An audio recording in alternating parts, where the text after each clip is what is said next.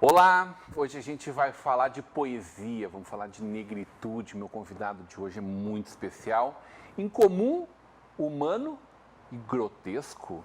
Natural de Novo Hamburgo, filho do seu João Batista, Dona Olívia, mestre de cerimônia, MC, fundador do grupo de rap Preconceito Zero, que existe desde os anos 90. Marido da Daisy, é escritor, poeta, slammer. O pai da Luísa está prestes a lançar seu primeiro livro, Ocupação. Ocupar em vossas cabeças antes que o silêncio seja ensurdez e dor. Hoje teremos uma conversa de peso com Elson Luiz da Costa. Mano Cascata. Cascata, bem-vindo para essa conversa de peso, irmão. Obrigado, agradeço o convite de poder estar aqui trocando umas ideias, né? Que sempre quando nos anos 90, quando criaram o grupo de rap e tal, perguntaram, tu canta? Eu disse, não, só troca ideia. Só troca ideia, que cantar era outro nível, né? Mas deixa eu me apresentar. Eu sou Elson Luiz da Costa, vulgo Mano Cascata. O que o meu cérebro cria pela minha boca desaba. Rimas, poesias, cada ser humano tem suas verdades. Essas são as minhas. Não sou mais do que ninguém, mas também sou único. Olorum, Deus me deu um júbilo, um presente, um olhar diferente de demonstrar o que sente, com caneta e papel escrevendo feito repente. Mas eu sou gaúcho. A trova está no fluxo da corrente sanguínea. Alegria, alegria. Hoje é sempre um bom dia para declamar poesia. Oh, amém! Prazer! Bem apresentado. Ô, mano, Isso aí.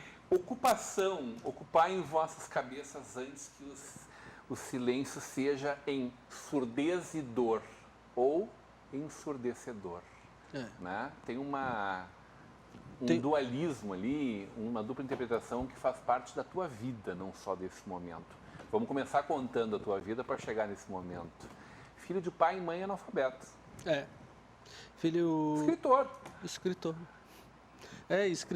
E isso tem uma concepção muito grande da gente brincar com as palavras, de brincar de tu ser aquilo e tu não se identificar como tu é aquilo, saca? Tipo assim, eu sou desde 96, março de 96 a gente criou o grupo de rap Preconceito Zero. E desde lá, antes um pouco, a gente escreve. Então eu tinha 15 anos, 15 para 16 anos, hoje eu estou com 42. Então, desde aquele tempo eu fazia poesia e era escritor.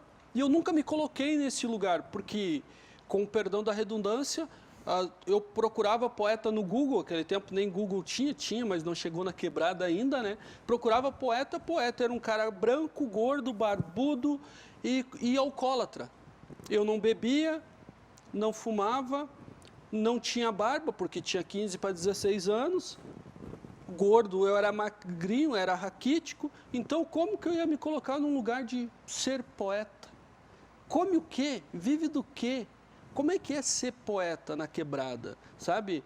Poetas, tu vai ver hoje os jargões, todos os pronomes, os verbetes que eles usam, não é os verbetes que eu uso na minha comunidade ou falando com as pessoas, entende? Daí como que eu ia me colocar naquele lugar se eu nunca vi um lugar daquele? Nunca cheguei a ter um lugar daquele. E daí com o rap fez uma mudança completamente. Como é que chega o rap na tua vida? Por que tu não trabalha na fábrica, não é arquiteto, não é gari, não é... Isso é muito bacana. Eu me lembro certinho. Em 95, mais ou menos, chega o Betinho. É um amigo meu aqui do Salve Betinho. Meu amigo aqui tem uma história de vida tremenda.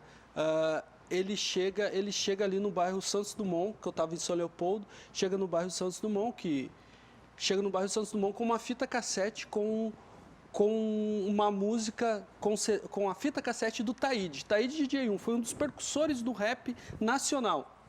E ele tinha uma música, o Taíde tem essa música, né, é viva ainda, E ele tem essa música chamada Corpo Fechado. E a música dizia: me atire uma pedra que eu te atiro uma granada, se tocar na minha face sua vida está selada, portanto meu amigo preste bem no que eu vou falar, pois eu não sei se outra chance você vai ter. Você não sabe de onde eu vim e não sabe para onde eu vou, mas para sua informação vou te dizer quem eu sou. Meu nome é Ataíde, não tenho RG, não tenho SIC, perdi a profissional. Nasci numa favela, numa sexta-feira 13 que chovia para valer. Os demônios me protegem e os deuses também, Ogum, Iemanjá e outros santos do além. E essa música falava minha, cara. Eu era um moleque sem identidade, sem SIC, sem CPF, sem carteira de identidade, sem plano de saúde, sem nada, morando numa comunidade. E aquela música veio como um push, que a gurizada gosta de usar, um soco no estômago. Eu disse: o que é isso? Como é que consegue falar isso? E falando a minha linguagem, a linguagem que eu estava ali. E daí o rap vem como isso. E daí encontro umas parcerias. A gente monta um grupo de dança chamado Black Boys, que é garotos negros do bairro Santo Afonso. E daí a gente fazia dança. E daí para te fazer dança, tu tem que ser um atleta. Hip hop, a dança b-boy, é a dança mais difícil do mundo. Então tu tem que ser atleta para fazer. Então tu não poderia beber, não poderia fumar, não poderia usar droga. E daí, ali foi me tirando daquilo, foi me tirando desse espaço de violência, apesar de ver a violência diariamente, sabe? E de dizer bem assim: poxa, tu pode ser aquilo. Eu fui b-boy e daí veio o rap. Vamos escrever? Vamos. Juntei meu parceiro Will, Eduardo Tamboreiro, grande Will, grande tambor, o DNJ, que é o irmão do tamboreiro, e comecemos a montar um DJ e 3 MC, comecemos a escrever e contar nossa história, porque o rap nos anos 90 era o jornal da periferia. Então, se era o jornal, a gente queria falar. E era muito louco isso, porque cada vez que a gente aparecia no jornal, os vizinhos da quadra, do bairro ali, da Santo Afonso, iam lá e mostravam o jornal para nós, assim: vocês estão aqui, sabe? Porque era incomum também ver gente nossa, vindo do bairro de onde é que a gente veio, estampar a capa do jornal.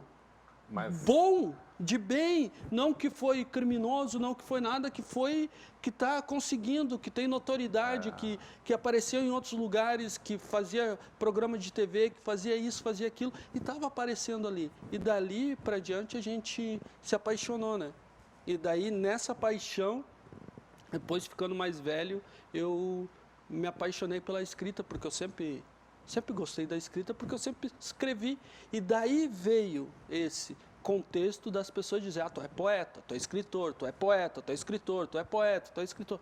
Daí eu fiquei pensando: se todo mundo está falando isso, por que eu estou dizendo? Por que eu estou dizendo: não sou, só sou MC. Eu só sou um jornaleiro da periferia, só troco ideia. Não, eu sou poeta. Eu sou poeta. Hoje eu posso dizer: eu sou poeta, sou MC, sou escritor, eu sou quem eu quero ser. E quem quiser e estiver me ouvindo, pode ser o que tu quiser, porque você é do tamanho do seu sonho. É isso. Esse sonho, eu imagino que ele tenha sido muito desejado, mas não dá certo para grande parte das pessoas, né? O que fez a diferença que contigo desse? Não digo que nem deu certo ainda para mim. Não, já foi pior. Com certeza, com certeza. A caminhada tá bonita. Não, a caminhada tá bonita e olhando, agora eu estou escrevendo um romance, né? Estou me deixando escrever um romance, né? E daí eu fico pensando assim, sabe? Aquele moleque que escrevia 2 palavras, tec, tec, te, pá. Hoje escreve um romance e se coloca num lugar que não que as pessoas almejam, ou que simplesmente o que eu conquistei, o que eu conquisto hoje é puramente trabalho, porque para te escrever tem que ler. Eu leio em média 80 livros por ano. Olha só. Tem que ler, tem que escrever, assim tu tem que se informar. Poeta? É assim. Poeta tem o Sérgio Vaz, ele fala uma frase muito boa. Ele diz: ser poeta é sangrar em público e ninguém poder os ajudar. Poesia é isso. Poesia é sentir todo aquele... por isso que é o grotesco. É tu tirar tudo que tu tem de dentro e botar para fora. Mas isso não é grotesco. Eu achei muito curiosa essa descrição de grotesco. Porque grotesco eu li um livro, a Simbologia do Grotesco, né? E grotesco hoje, que a gente vive num mundo capitalista. Capitalista. Hoje, se tu não pensar no capital, tu tá fora daquele padrão, daquele quadrado, daquele padrão que tu tá no mundo.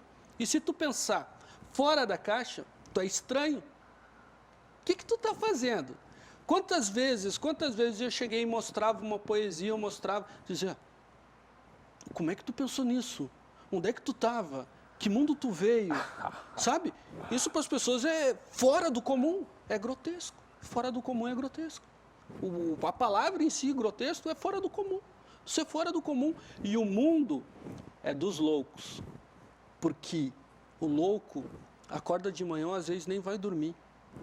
E batalha pelo seu sonho, briga pelo seu sonho, briga por aquilo que as pessoas não acreditam que tu pode ser. Mas tu acreditou que tu pode ser. E a gente só tem uma ficha. A vida é só uma ficha. A gente só tem uma ficha. A gente não tem segunda ficha. A gente tem uma ficha. Nesse plano, né? Nos outros planos que as pessoas acreditam, nos outros planos, né? Tem outras fichas. Mas nesse plano que a gente está hoje, só tem uma ficha. Fora isso é game over. Fora isso é game over. E é o que está acontecendo, né? Então, corra. E se tiver tempinho ainda, corra mais ainda. Ô Cascata, e nesse teu romance aí que tu tá preparando, tem princesa loirinha de olhos azuis? Como é que é? Vamos conversar um pouco sobre isso? Vamos. Na volta do intervalo, hoje numa conversa de peso com o Mano Cascata.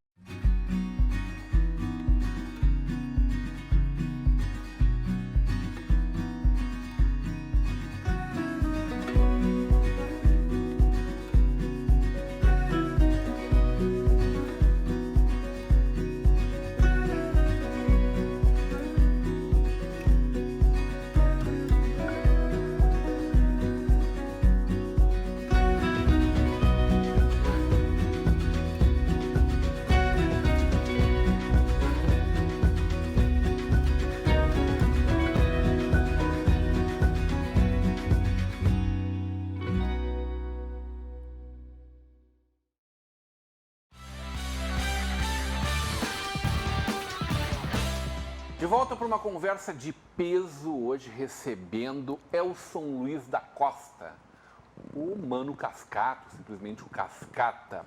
No oferecimento de Sicredi, juntos construímos comunidades melhores, Faculdade INH, que você vive o conhecimento, Mercator Feiras e Eventos, transferido, né, o SIC 2021 para 2022, mas a gente se encontra em Gramado em novembro, na Zero Grau.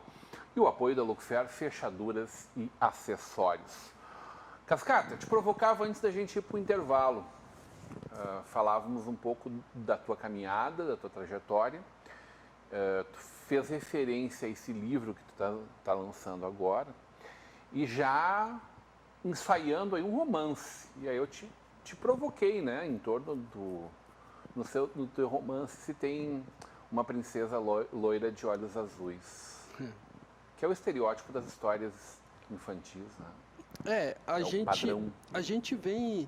isso. Padrão de quem? Padrão de quem? Quem é o padrão? Quem é que fez essa fita aí? Que bagulho é esse? Sabe? A gente fica pensando que no mundo em que a gente vive num mundo plural, colorido. Onde as pessoas se amam. Minha filha fala um termo que eu gosto muito de usar. Ela diz, os seres humaninhos. Os seres humaninhos se amam de todas as formas, todas as cores, todos os padrões. Para o olhar de quem está fazendo esse padrão, né? Para o olhar de quem está fazendo esse padrão.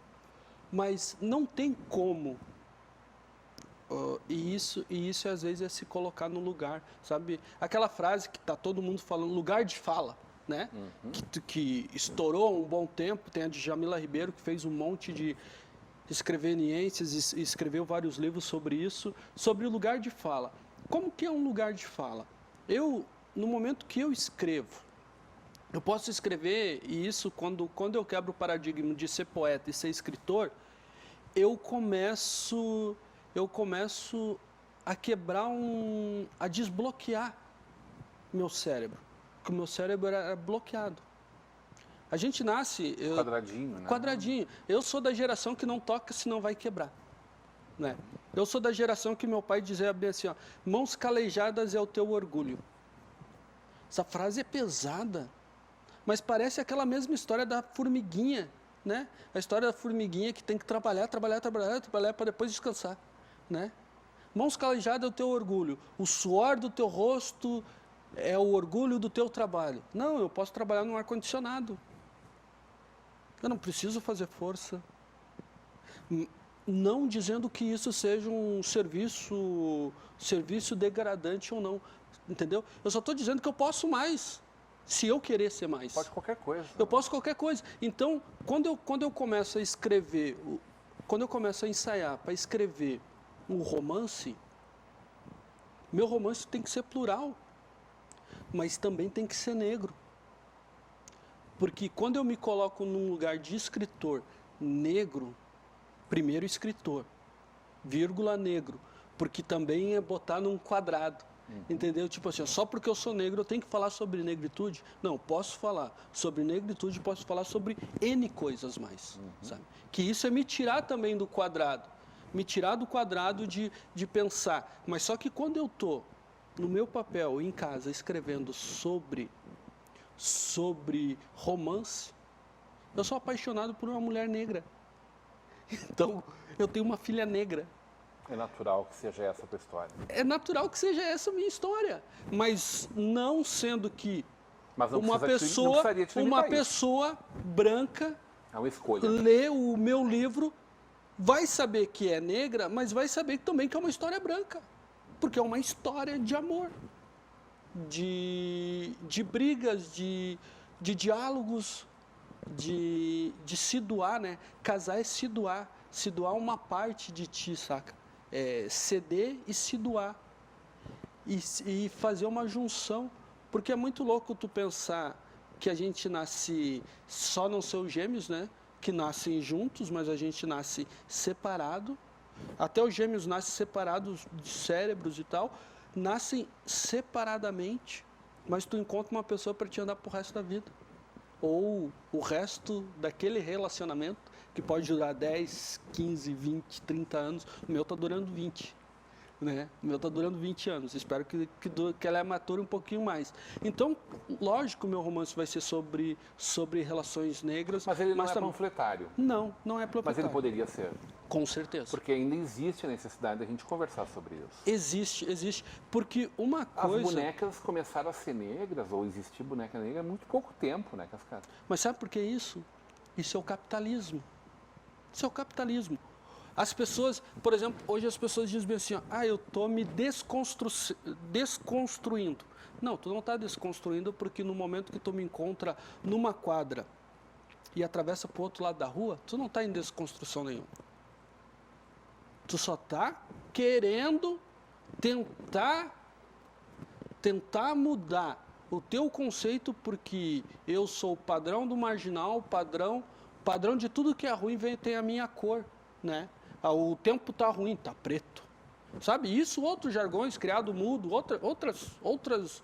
É o legítimo racismo estruturado. Hoje é o legítimo racismo estrutural. Porque para a gente fazer um contexto completamente diferente de um mundo que a gente vive, a gente tinha que zerar o game. E a gente não consegue zerar o game. Nós passamos por uma escravidão que a gente não conversou sobre ela. A gente passa por uma ditadura que não conversamos sobre ela e as pessoas até glorificam hoje, né?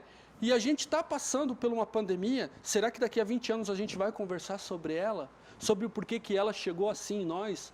Sabe por quê? A gente é cansado de dizer, não fala então. Vamos deixar quieto isso. Não, a gente não pode gerar o game. Se a gente zerar o game, quando os negros foram libertos, a gente ia dizer, todo mundo fica aqui, ó, aqui nesse bolinho, essa parte é tua, aquela parte é tua, aquela parte é tua, aquela parte é tua. Não, o que fizeram?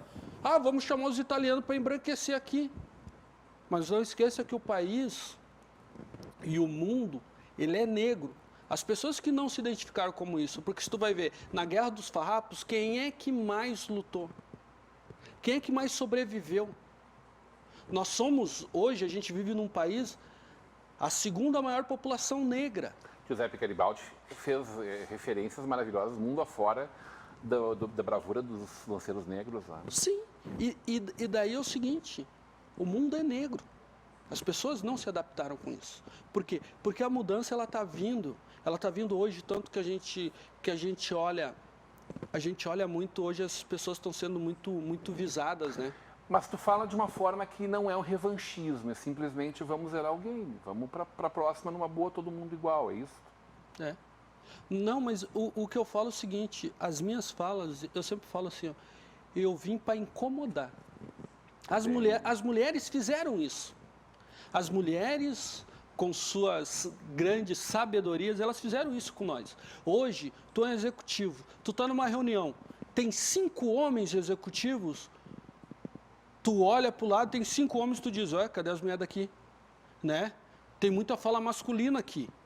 Então quando tu vem fazer os teus convidados aqui, também tu tem essa preocupação, não tem? Tem. Talvez devesse ter mais. Sim, claro, porque a gente é isso. Mas a gente sempre tem esse cuidado. As figuras que mais se projetam ainda são muito masculinas. Né? São muito. No nosso universo ainda no nosso universo. Mas a gente se preocupa. Sim. A gente se preocupa. Sim. Mas só que quando tu olha, tem 5 homens e uma mulher, tu não olha para a cor. É verdade. Tu não olha para a cor. E é necessário que se organize lugares de fala, como a gente fala. Claro, porque quando a gente coloca, por exemplo, se a gente fala sobre saúde da população negra, se a gente fala sobre a violência, os modus operantes da violência contra o povo negro, ele é diferente. Como ele é para o gay, para o LGBTQIA+, o termo correto de usar, né? Como é para eles, é diferente. É diferente o modus operantes. Por quê? Porque a gente não zerou o game. A gente não zerou o game. A gente é um país de 132, 133 anos de escravidão. É 2 gerações atrás. É 2 gerações. Hoje no país, tem mais de 5 mil, 15 mil pessoas escravas. Escravas. Pega Mato Grosso, tem Capitão do Mato ainda para lá. Entendeu? Por quê? E a gente também, e isso é uma coisa que tu até pode notar. Tu compra uma casa de 100 mil, né? Se tiver condições, tu compra uma casa de 100 mil, o cara vai lá e cobra R$2.000 para pintar a tua casa, R$3.000 para pintar a tua casa. Tu diz, nossa, que caro! Por quê? Porque a gente não está acostumado a pagar o trabalho. Porque o trabalho antes era escravo. Então o trabalho ele se torna algo que não, peraí, antes eu não pagava nada. Por quê? Porque isso vem de algumas histórias, vem de algumas coisas. A gente nasce zerado, a gente nasce desbloqueado. Esse título que tu deu para o teu primeiro livro, né? Livro de poesias. Ocupação. Ocupai em vossas cabeças antes que o silêncio seja em surdez e dor. O silêncio seja em surdez e dor. Tem esse trocadilho, esse dualismo com ensurdecedor. Né? Uhum. O que te levou a pensar isso dessa forma? São duas... Uma é uma crendice popular, né? Uma frase que a gente não sabe quem falou, mas a gente lembra, né? Que é cabeça vazia, oficina do capeta, né? E outra frase é do Malcolm X, né? Que eu não tenho medo do barulho dos maus, eu tenho medo do silêncio dos bons. Né? E daí eu juntei tudo isso porque a religião, religar em latim, religar-se-á a Deus, ao Olorum, seja quem for, sempre teve junto. Eu nunca precisei me desligar porque eu sempre já fui ligado. Então, e a dor de sentir o silêncio das pessoas ser, por exemplo, às vezes tu vê uma pessoa sendo espizinhada, às vezes tu vê as pessoas sendo xingadas e tu, no teu comodismo, tu se cala. Ah, eu não vou me meter. Ah, eu tô com pressa. Ah, eu não quero problema para mim. Não. O mundo é que nem eu sempre falo, os meus amigos, eu sempre repito essa mesma frase. Eu disse, eu vim para criar atrito. Sabe por que atrito? Porque os diamantes são criados em atrito. Então, se ser tudo tranquilo, a gente não está criando nada. A gente só está seguindo o fluxo. Então, a gente tem que ser o atrito. Mas também Bruce Lee dizia que a gente tem que ser a água, né? Para se moldar em alguns lugares, né? E isso vem das coisas que eu leio, das formas que eu interpreto um pouco a vida. Eu acho que a gente tem que começar a pensar no outro mais do que a nós mesmos, porque o outro ele traz para nós, porque a gente nasce sozinho, mas a gente não vive sozinho. A gente tem amigo, tem familiares e tem tudo, porque o que está acontecendo para ele lá é que nem aquela história, né? Tem uma história rapidinha que diz, né? Foram e chamaram prenderam os ladrões, tá? Tudo bem. Prenderam prenderam a polícia, tá? Tudo bem. Eu não fiz nada porque não era comigo. Prenderam fulano. Não é comigo, não sei o quê. Estão me prendendo. E aí? As coisas, elas vêm para nós, elas vêm. Que tudo que tu plantar, tu colhe. É tu que semeia a tua vida. Então, se tu semear o bem vem. Ele vem fácil para nós. Como é que foi esse momento do nascimento da tua filha? Se virou poesia também? Virou. Tudo vira poesia na tua mão, é? Tudo. Na real, tudo, porque eu descobri que eu tenho uma facilidade imensa de decorar as coisas. Para a escola, isso foi excelente para mim.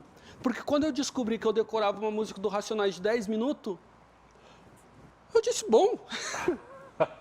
Então, matemática, física básica, era tudo é decorar e fazer. Faço 50%, né? Que é o modelo da nossa escola, né? Que é o modelo da nossa escola, faço 50% e deu.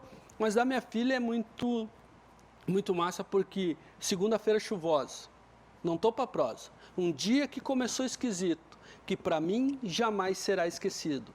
24 de novembro de 2003.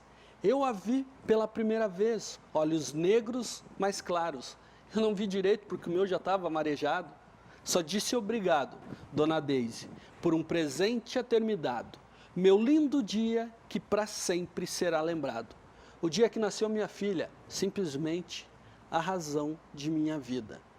Porque esse poema se chama A Real Extensão do Amor.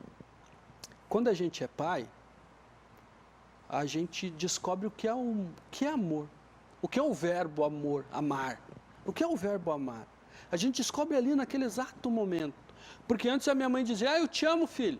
Eu também te amo, mãe. Dizia, eu te amo, Deise. Eu te amo. Eu te amo, meu amigo. Eu te amo, eu te amo. Sabe? Mas a real extensão do amor eu vi naquele dia, quando no meu braço adormeceu minha filha Luísa. Ali eu vi o que é amar ao ponto de tu não entrar nada no peito, sabe? Não parece que a coisa se expande. Toda vez que eu falo ela, o sorriso já vem, porque e é muito bom também ser pai, porque eu consigo conviver com ela diariamente. Diálogos, lemos livros juntos, dialogamos. Hoje ela está com 17 anos, dialogamos. É muito louco quando ela chega e me mostra uma música e eu vejo que ela tem o mesmo estilo do meu. E ela sempre diz assim, eu não vou ser que nem tu. Eu disse, não adianta, não adianta. Ô, Cascata, adorei conversar contigo, evidentemente. Poderíamos conversar por horas, muita ideia bacana pra gente trocar aí. Mas eu quero, me despedindo de ti, te pedir para deixar uma mensagem final, evidentemente, em verso, né? Tá. Tem uma música de Jairinho Bravo, de 1978, que é o ano que eu nasci, que ele ganhou o Festival da Canção, o Musicanto. E daí eu fiz uma adaptação nessa letra, que fiz uma poesia, virou uma poesia. Sou filho das lavadeiras, parceiro dos bem-te-vis, amor, flor do campo, quero, Juritis. Dos pampas, dos bulqueirões, das sarjetas, das favelas, namorado das estrelas, de uma nação anil. A vida na voz da gente, não cala, nunca envelhece, as flores bordam canteiros, se uma seca, outra floresce. A vida lida do campo, nem senhor e nem escravo, vida de Mano Cascata, na largueza dos Gerais, namorado das estrelas, entoa um canto de paz. 6 horas da manhã. O sol chegou no mesmo jeito na janela do meu quarto. Abro os olhos, respiro forte. É mais um dia que venci a morte. Parece repetição dos dias anteriores, mas não é. O ônibus, Santos Dumont, Vila Brás, Santo Afonso, passou no mesmo horário. O itinerário não mudou em nada. 1 minuto continua com 60 segundos. 1 hora com 60 minutos. Um dia com 24 horas. Então, o que mudou de ontem para hoje? Vocês. E o modo em que vocês vê o mundo. Você pode até escolher lutar ou desistir. Mas lembre-se que os dias, as horas, os minutos, os segundos, os milésimos passam. E com ele, nossas vidas. Então, viva esse momento. Amém, uau! Hoje uma conversa de peso com Elson Luiz da Costa, Mano Cascata. Adorei conversar contigo, Cascata. Continue agora com a programação da nossa Vale TV, da nossa rede de comunidade de televisão.